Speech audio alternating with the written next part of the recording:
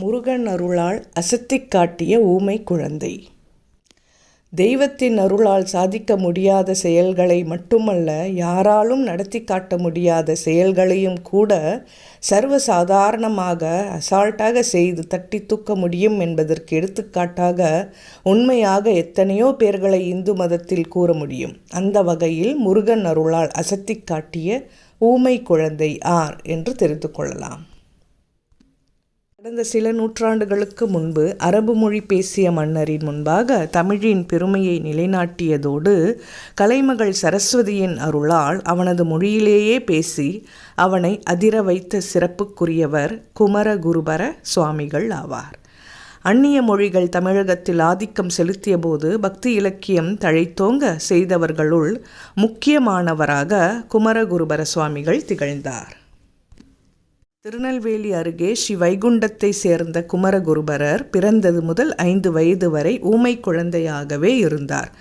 அதனால் மிகவும் கவலையடைந்த அவரது பெற்றோர் அவரை திருச்செந்தூருக்கு அழைத்துச் சென்றனர். ஜெயந்திபுரம் என்று அழைக்கப்படுகின்ற திருச்செந்தூரில் வீற்றிருக்கும் செந்தில் ஆண்டவரின் அருளால் குமரகுருபரர் பேசும் ஆற்றல் பெற்றார். பேச்சாற்றல் பெற்ற நொடியிலேயே முருகப்பெருமானை கந்தர் கலிவேண்பா பாடலால் வாழ்த்தி பாடினார். அதையடுத்து செந்தில் ஆண்டவன் அருளால் இளம் வயதிலேயே ஞானம் பெற்ற குமரகுருபரர் மதுரை, சிதம்பரம் போன்ற பல திருத்தலங்களுக்கு சென்று அங்கு அருள் புரியும் தெய்வங்களை போற்றி பாடினார்.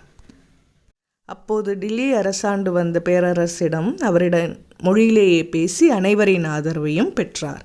மேலும் அவரது துணையுடன் காசியில் குமாரசாமி மடம் ஒன்றை ஏற்படுத்தி தமிழுக்கும் சைவத்திற்கும் தொண்டாற்றினார்.